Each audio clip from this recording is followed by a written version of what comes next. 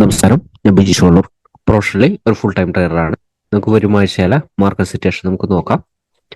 അതിന് മുൻപ് തന്നെയിട്ട് കഴിഞ്ഞ ആഴ്ചയിൽ പറഞ്ഞിരുന്നതും ഈ ആഴ്ചയിൽ ചില മാർക്കറ്റ് സിറ്റുവേഷൻസ് ഒന്ന് ചേഞ്ച് ആയിട്ടുണ്ട്. വ്യക്തമായിട്ട് അത് കാണിച്ചിട്ടുണ്ട്. അതായത് നിഫ്റ്റി ബാങ്ക് നിഫ്റ്റി വോളറ്റൈൽ മാർക്കറ്റിലേക്ക് മൂവ് ആയിട്ടുണ്ട്. എന്താണ് വോളറ്റാലിറ്റി എന്നുള്ളത് കാണിച്ചു തരാം. അതുപോലെ തന്നെ സ്ട്രോങ് സെല്ലില് Australian dollar, New Zealand dollar, euro USD, GBP USD ഇത് സ്ട്രോങ് സെല്ലിലായിരുന്നാലും ന്യൂട്രൽ ലെവലിൽ സപ്പോർട്ട് ലെവൽ എത്തിയിട്ടുണ്ട്. അപ്പൊ അതുകൊണ്ട് തന്നെ ന്യൂട്രൽ ലെവലിൽ നിലനിൽക്കാനായിട്ട് സാധ്യത കാണുന്നുണ്ട്. കാരണം സപ്പോർട്ട് ചെയ്യുന്ന ചിലപ്പോൾ ഒരു ബൗൺസ് ചെയ്യാൻ സാധ്യതയുണ്ട്. പക്ഷെ കറന്റ് സ്റ്റിൽ സെൽ ട്രെൻഡിലാണ്. വളരെ സ്ട്രോങ് ആയിട്ടുള്ള മാർക്കറ്റ് കാണുന്നത് നാസ്ഡാക്ക് മാർക്കറ്റ്, USD CAD വളരെ സ്ട്രോങ് ആയിട്ടുള്ളൊരു ബൈ ട്രെൻഡ് തന്നെയാണ് നിലനിൽക്കുന്നത്. അതുപോലെ തന്നെ US oil, gold, Nifty, FinNifty, BTC ഇതൊക്കെ വോളറ്റാലിറ്റിക്കാണ് സാധ്യത. പോസിറ്റീവ് മൊമെന്റം തന്നെയാണ് USD, JPY, USD, CHF. പക്ഷെ വളരെ സ്ട്രോങ് ഉള്ളൊരു പോസിറ്റീവ് മൂവ്മെന്റ് അല്ല. ബോത്ത് സൈഡിലേക്കുള്ള പ്രോബിലിറ്റി ഉണ്ട്.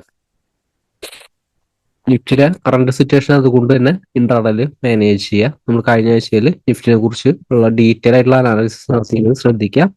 കഴിഞ്ഞ ആഴ്ചയിലെ വീഡിയോ കാണാത്തവരൊന്ന് ശ്രദ്ധിച്ചു കഴിഞ്ഞാൽ എക്സാക്റ്റ് ആയിട്ട് മനസ്സിലാവും. നിഫ്റ്റിയിലും ഈ ഒരു ലെവലില് ഹയർ ലെവല് ബൈർ ഓപ്പർച്യൂണിറ്റി യൂട്ടിലൈസ് ചെയ്യുന്നത് റിസ്ക് ആണ് നമ്മൾ സൂചിപ്പിച്ചായിരുന്നു. ഡിപ്പിൽ വരുന്നൊരു സമയത്ത് ബൈർ ഓപ്പർച്യൂണിറ്റി യൂട്ടിലൈസ് ചെയ്യാം. അതാണ് ഏറ്റവും ബെറ്റർ ആയിട്ടുള്ള ഓപ്പർച്യൂണിറ്റി. ഡിപ്പിൽ വരുമ്പോൾ നമ്മൾ ആ ഒരു സപ്പോർട്ട് ലെവൽ പറഞ്ഞിരുന്നു. റിവേഴ്സൽ ഏരിയ എന്ന് പറയുന്നത്, നിഫ്റ്റി റിവേഴ്സൽ ഏരിയ എന്ന് പറയുന്നത് ഈ ഒരു ലെവലാണ്. ഇതിന്റെ താഴത്തേക്ക് ഒരു ക്ലോസിംഗ് ലെവൽ നിലനിർത്തിയാൽ മാത്രമാണ് നിഫ്റ്റി ട്രെൻഡ് റിവേഴ്സൽ ആകുന്നത്. അപ്പൊ അതുകൊണ്ട് തന്നെ ഈ സപ്പോർട്ടിന്റെ അടുത്ത് വരുന്ന ഒരു സമയത്ത് ബൈർ ഓപ്പർച്യൂണിറ്റിക്ക് കൂടുതൽ ഇമ്പോർട്ടൻസ് നൽകുക. അതേ രീതിയിലാണ് നമ്മൾ കഴിഞ്ഞ ആഴ്ചയിലെ പ്ലാൻ നൽകിയിരുന്നത്. അതേപോലെ തന്നെയാണ് ബാങ്ക് നിഫ്റ്റിയുടെ പ്ലാൻ നൽകിയിരുന്നത്. ബാങ്ക് നിഫ്റ്റിക്കായാലും സ്ട്രോങ് ആയിട്ടുള്ള റെസിസ്റ്റൻസ് ലെവല്, ഹയർ ലെവൽ ഉണ്ട്. അപ്പൊ അതുകൊണ്ട് തന്നെ ബാങ്ക് നിഫ്റ്റി ഇൻ കേസ് താഴത്തേക്ക് വരുന്നൊരു സമയത്ത്, ഈ ഒരു സപ്പോർട്ടിൽ വരുന്നൊരു സമയത്ത് ബാങ്ക് നിഫ്റ്റിയുടെ ബൈക്ക് കൂടുതൽ ഇമ്പോർട്ടൻസ് നൽകാം. അതേ രീതിയിലാണ് ഇപ്പോഴത്തെ ഒരു സിറ്റുവേഷനിലായാലും നിഫ്റ്റിനായാലും മാനേജ് ചെയ്യാനായിട്ട് സാധിക്കുള്ളൂ. നിഫ്റ്റി ആയാലും കഴിഞ്ഞ ആഴ്ചയിൽ നൽകിയിരിക്കുന്ന റെസിസ്റ്റൻസിന്റെ മുകളിലേക്ക് സസ്റ്റെയിൻ ചെയ്തിട്ടില്ല. റെസിസ്റ്റൻസ് 24,745 ഈ റെസിസ്റ്റൻസിന്റെ മുകളിലേക്ക് സസ്റ്റെയിൻ ചെയ്യാൻ സാധിച്ചു കഴിഞ്ഞാൽ നിഫ്റ്റിക്ക് അടുത്ത റെസിസ്റ്റൻസ് 25,000 മുകളിലാണ്. 25,050, അതിനുശേഷം 25,200. ഇത് രണ്ടാണ് ഹയർ ലെവൽ റെസിസ്റ്റൻസ്. ഇപ്പൊ നിഫ്റ്റിയെ സംബന്ധിച്ചിടത്തോളം ഇപ്പോഴും ഈ റെസിസ്റ്റൻസിന് മുകളിലേക്ക് സസ്റ്റെയിൻ ചെയ്യാനായിട്ട് സാധിച്ചിട്ടില്ല. ക്ലോസിംഗ് ലെവലിൽ സസ്റ്റെയിൻ ചെയ്യാനായിട്ട് സാധിച്ചില്ല. അതുകൊണ്ട് തന്നെ ഈ ഒരു ലെവലിൽ പ്രോഫിറ്റ് ബുക്കിന്റെ ഒരു പ്രഷർ മാർക്കറ്റിൽ എക്സ്പെക്ട് ചെയ്യാവുന്നതാണ്.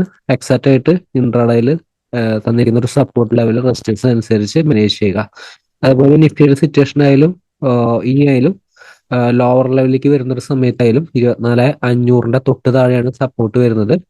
24,488.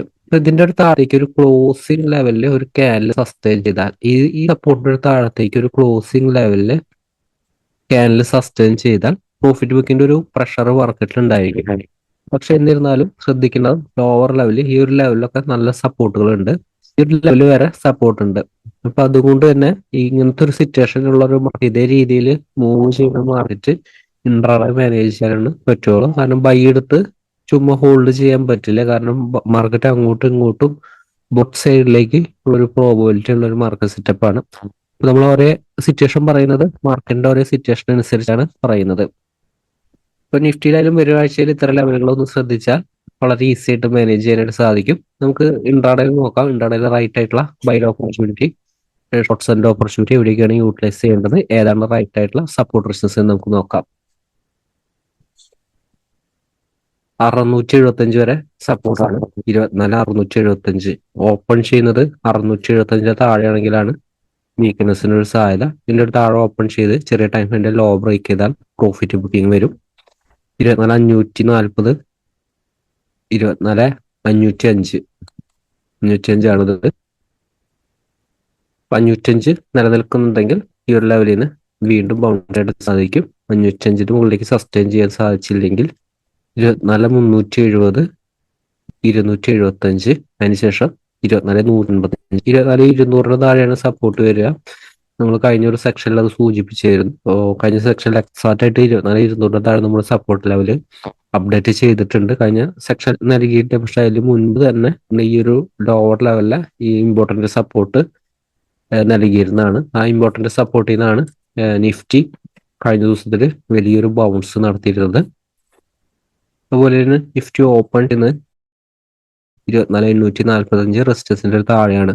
ചില ടൈമിന്റെ ലോ ബ്രേക്ക് ചെയ്ത ഷോർട്ട്സിന്റെ ഓപ്പർച്യൂണിറ്റി യൂട്ടിലൈസ് ചെയ്യുക. ഫർദർ ആയിട്ട് ഷോർട്ട്സിന്റെ ഓപ്പർച്യൂണിറ്റി 24,675 താഴെ സസ്റ്റെയിൻ ചെയ്യുമ്പോൾ, അല്ലെങ്കിൽ 710 ഹോൾഡ് ചെയ്യുമ്പോൾ വേറെ ഓപ്പർച്യൂണിറ്റിക്കാണ് സാധ്യത. എനിക്ക് ഓപ്പൺ ചെയ്ത ഗ്യാപ് ഡൗൺ ഓപ്പണിംഗ് ആണ്, സപ്പോർട്ടിലാണ്. 24,675 സപ്പോർട്ട് ഹോൾഡ് ചെയ്തിട്ടാണെങ്കിൽ ബൈർ ഓപ്പർച്യൂണിറ്റി യൂട്ടിലൈസ് ചെയ്യാവുന്നതാണ്. 24,825 എക്സാക്ട് ആയിട്ട് നമുക്ക് റെസിസ്റ്റൻസ് ലെവൽ നൽകാനായിട്ട് സാധിക്കില്ല. കാരണം നിഫ്റ്റിയുടെ സിറ്റുവേഷൻ ആയാലും നമ്മൾ കഴിഞ്ഞ സ്ലൈഡിൽ സൂചിപ്പിച്ചിരുന്നു 24,845 മുകളിലേക്ക് സസ്റ്റെയിൻ ചെയ്താലാണ് ഈ മുകളിലെ എക്സാക്ട് ആയിട്ട് റെസിസ്റ്റൻസ് ലെവലുകൾ നൽകാനായിട്ട് സാധിക്കുള്ളൂ. എന്നിരുന്നാലും റെസിസ്റ്റൻസ് ആണെന്നത് 25,000 മുകളിലും 25,200 ലെവലാണ് റെസിസ്റ്റൻസ് വരുന്നത്. പക്ഷെ ഇന്റർണൽ എക്സാക്ട് ലെവൽ കിട്ടില്ല. അപ്പൊ അതുകൊണ്ട് ഇത്തരം രീതിയിൽ അന്വേഷിക്കുക. ഇതിന്റെ മുകളിൽ നിലനിൽക്കുമ്പോൾ പോസിറ്റീവ് എന്ന് പറയുന്ന രീതിയിൽ നിലനിർത്തുക. പക്ഷെ ഹയർ ലെവൽ സ്ട്രോങ് റെസിസ്റ്റൻസ് ലെവലുകളുണ്ട്.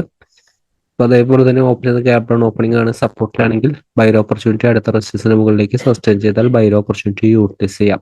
ഇപ്പൊ നിഫ്റ്റിക്കായാലും ഇത്തരം സപ്പോർട്ട് റെസിസ്റ്റൻസ് അനുസരിച്ച് മാനേജ് ചെയ്യുക. എക്സാക്റ്റ് ആയിട്ടുള്ള പട്ടം തരാനായിട്ട് സാധിക്കും. ബാങ്ക് നിഫ്റ്റി സിറ്റുവേഷൻ നമുക്ക് നോക്കാം.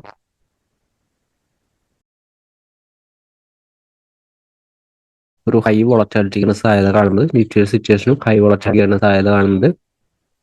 ബാങ്ക് നിഫ്റ്റിയിലും നിലനിർത്തുന്നത് 53,350. എനിക്ക് ഓപ്പൺ ചെയ്ത ഓപ്പണിംഗ് ആണ്, സപ്പോർട്ട് താഴെയാണെങ്കിൽ മാത്രമാണ് വീക്ക്നെസ്. സപ്പോർട്ട് ഹോൾഡ് ചെയ്തിട്ടാണെങ്കിൽ താൽക്കാലികമായിട്ട് ബൗൺസ് ഉണ്ടായിരിക്കും. പക്ഷേ ഈ ഒരു ലെവല് ഹയർ ലെവൽ, ഈ ലെവൽ എത്തും തോറും ബാങ്ക് നിഫ്റ്റിക്ക് ഹയർ ലെവൽ റെസിസ്റ്റൻസ് ആണ്, സ്ട്രോങ് ആണ് റെസിസ്റ്റൻസ് ലെവലുകൾ. ഈ ലെവലൊക്കെ സ്ട്രോങ് റെസിസ്റ്റൻസ് ആണ്. പക്ഷെ 53,800 മുകളിലേക്ക് ഒരു ക്ലോസിംഗ് ലെവൽ ഒന്ന് സസ്റ്റെയിൻ ചെയ്താലാണ് കുറച്ചും കൂടി ഒരു സ്ട്രെങ്ത് പറയാനായിട്ട് സാധിക്കുള്ളൂ. ഹയർ ലെവൽ റെസിസ്റ്റൻസ് ഉണ്ട്. ഹയർ ലെവൽ വേറെ പ്രത്യേകിച്ച് റെസിസ്റ്റൻസ് ലെവൽ നമുക്ക് നൽകാനില്ല. ഇതിന്റെ മുകളിൽ നിലനിൽക്കുമ്പോൾ പോസിറ്റീവ് ഈ ഒരു ലെവലിൽ സ്റ്റോപ്പ് ലോസ് കീപ്പ് ചെയ്തുകൊണ്ട് ബൈർ ഓപ്പർച്യൂണിറ്റി യൂട്ടിലൈസ് ചെയ്യാതെ മാത്രമാണ് ചെയ്യാനായിട്ട് സാധിക്കുന്നത്. ഇതിന് താഴെ നിലനിർത്തി കഴിഞ്ഞാൽ വീക്ക്നെസ് ആണ്.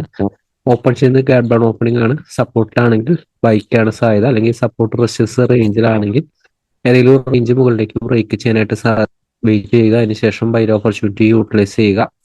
ലോവർ ലെവലായാലും ശ്രദ്ധിക്കേണ്ട ഏരിയ, ലോവർ ലെവല് ഈ ഒരു ലെവലിലേക്ക് എത്തുമ്പോൾ സ്ട്രോങ് ആയിട്ടുള്ള സപ്പോർട്ട് ലെവലുണ്ട്.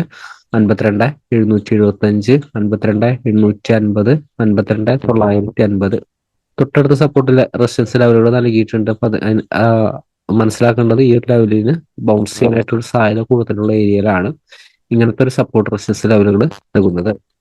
അതുപോലെ ബെനിഫിറ്റ് ഇത്തരം സപ്പോർട്ട് റെസിസ്റ്റൻസ് അനുസരിച്ച് മാനേജ് ചെയ്യുക. എക്സാക്റ്റ് ആയിട്ടുള്ള ട്രെൻഡ് നിലനിൽക്കാനായിട്ട് സാധിക്കും. ഫിനിഫ്റ്റി നമുക്ക് നോക്കാം. ഫിനിഫ്റ്റി സിറ്റുവേഷൻ ആയാലും നിലനിർത്തേണ്ട സപ്പോർട്ട് 24,840. ഈ ഒരു സപ്പോർട്ട് നിലനിർത്തുന്നുണ്ടെങ്കിൽ ഇന്റർഡേയിൽ ബൗൺസ് ചെയ്യാനായിട്ടാണ് സാധ്യത. ഹൺഡ്രഡിലേക്ക് വേറെ പ്രത്യേകിച്ച് റെസിസ്റ്റൻസ് ലെവലുകളില്ല.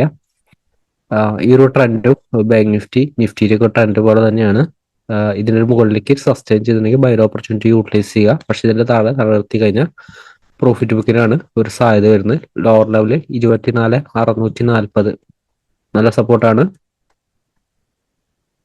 24,600 ഹോൾഡ് ചെയ്തുകൊണ്ട് 24,640 മുകളിലേക്ക് സസ്റ്റെയിൻ ചെയ്താൽ 24,600 താഴെ വീക്ക്നെസ് 24,600 താഴെ നടത്തി കഴിഞ്ഞാൽ വളരെ സ്ട്രോങ് ആയിട്ടുള്ള ഒരു പ്രോഫിറ്റ് ബുക്കിങ്ങിന് ക്ലോസിംഗ് ലെവലിൽ നിലനിർത്തിയാൽ വളരെ സ്ട്രോങ് ആയിട്ടുള്ള പ്രോഫിറ്റ് ബുക്കിങ്ങിന് സാധ്യതയുണ്ട്. ലോവർ ലെവലിൽ ഇനി നല്ല സപ്പോർട്ട് കാണുന്നത് 24,375 ഈ ഒരു ലെവലാണ് സപ്പോർട്ട് കാണുന്നത്. അപ്പൊ നിഫ്റ്റി, ബാങ്ക് നിഫ്റ്റി, ഫിൻ നിഫ്റ്റി ഇത്തരം സപ്പോർട്ട് റെസിസ്റ്റൻസ് അനുസരിച്ച് മാനേജ് ചെയ്യുക. എക്സാക്റ്റ് ആയിട്ടുള്ള ട്രെൻഡ് നിലനിൽക്കാനായിട്ട് സാധിക്കും. മാർക്കറ്റിലെ വലിയ അവസരമായിട്ട് നമുക്ക് വരും ദിവസങ്ങളിലെ അപ്ഡേറ്റുകൾ കാണുക. എല്ലാവരെയും വലിയ പ്രതീക്ഷിക്കുന്നു. എല്ലാവർക്കും നന്ദി.